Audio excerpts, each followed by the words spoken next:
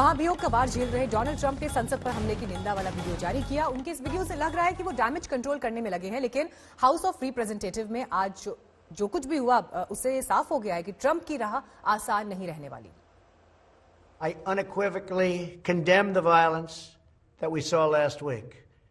Violence and vandalism have absolutely no place in our country and no place in our movement. Making America great again has always been about defending the rule of law, supporting the men and women of law enforcement, and upholding our nation's most sacred traditions and values. Mob violence goes against everything I believe in and everything our movement stands for. Today, in a bipartisan way, the House demonstrated that no one is above the law, not even the President of the United States. That Donald Trump is a clear and present danger to our country, and that once again, we honored our oath of office to protect and defend the Constitution of the United States. So help us God. तो आइए बढ़ाते हैं चर्चा को यहां से आगे।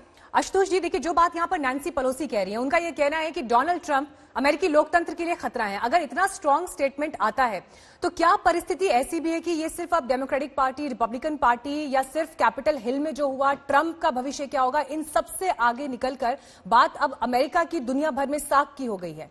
क्या अमेरिका एक बड़ा संदेश देने की कोशिश करेगा?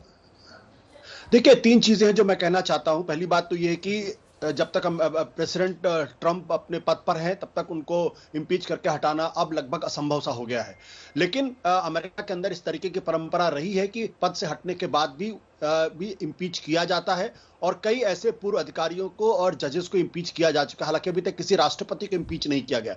दूसरी बात, जो रिपब्लिकन पार्टी है इस वक्त पूरी तरीके से दबाव में है और जबरदस्त तरीके से उनके अंदर मतभेद है इस बात को लेके कि जो इंपीचमेंट है इसमें सपोर्ट किया जाए, सपोर्ट न किया जाए। और इसका जो दबाव है ये दो तरीके का दबाव है। पहली बात तो ये है कि इस वक्त जो रिपब्लिकन पार्टी के जो बड़े बड़े फंडर्स होते हैं, जो बड़े बड़े जायंट कंपनीज हैं, उनमें से बहुत सारी कंपनीज ने भी स्पष्ट कर दिया है कि अगर इसी तरीके से चलता रहा तो वो रिपब्लिकन पार्टी के कैंडिडेट्स को फंड नहीं करेंगे। जैसे AT&T कंपनी है, कॉमकास्ट है, सिस्को है, मॉर्गन एंड स्टैनली है, वेरिजॉन है। इन लोगों ने बहुत स्पष्ट तौर पर कर दिया है और लगभग 147 ऐसे रिपब्लिकन्स की पहचान की है जिन्होंने राज्यों के अंदर जो कंफर्मेशन के खिलाफ वोट डाला था उस पे स्पष्ट तौर पर कह दिया है कि हम इनको फंड नहीं करेंगे।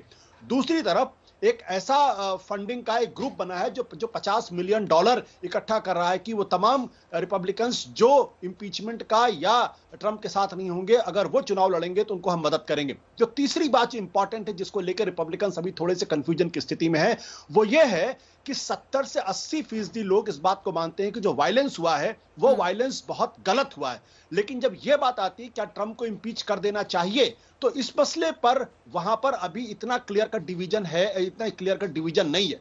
जो CBS ने पोल किया है, जो पॉलिटिको ने पोल किया है, या क्विनिपियाक ने जो पोल किया है, उसमें 52 से 55% लोग ही जो हैं वो ट्रंप के इंपीचमेंट को सपोर्ट कर रहे हैं। तो ये इंपॉर्टेंट बात है। इसका मतलब वायलेंस के खिलाफ तो 2/3 से ज्यादा अमेरिकन उनके खिलाफ हैं, लेकिन जब ट्रंप को इंपीच करने की बात आती है इसका मतलब यह है कि उनका जो सामाजिक आधार है वो काफी मजबूत है। लेकिन जिस तरीके से बड़ी जायंट कंपनीज ने, और उनके एक बहुत बड़े फंडर जिनका नाम है सेल्डन एडेल्सन, जिन्होंने पिछली बार $500 मिलियन का फंड किया था रिपब्लिकन्स का और बहुत लंबे समय तक फंड कर रहे हैं, ऐसे लोग अब ये कहने लगे हैं कि इस तरीके से अगर रिपब्लिकन पार्टी चलती रही, उस तरीके से अगर आप वायलेंस को सपोर्ट करेंगे तो हमें अब आपके साथ खड़े होने बहुत दिक्कत होगी। और इसलिए जो टेड क्रूज जैसे लोगों के बारे में कहा जा रहा है कि उनके हाथों में तो खून जमा हुआ है, तो ये एक तरीके से स्पष्ट है कि इंपीचमेंट के लिए जो डेमोक्रेटिक पार्टी आगे बढ़ रही है, ज्यादातर लोगों को उसको सपोर्ट है, लेकिन अभी भी ट्रंप का जो सपोर्ट बेस है वो इंटैक्ट है, उसमें बहुत ज्यादा सेंध नहीं लगी है। ठीक है, पुनीत अहलूवालिया जी, देखिए बहुत इंपॉर्टेंट सवाल यहाँ पर आशुतोष जी ने उठाए हैं।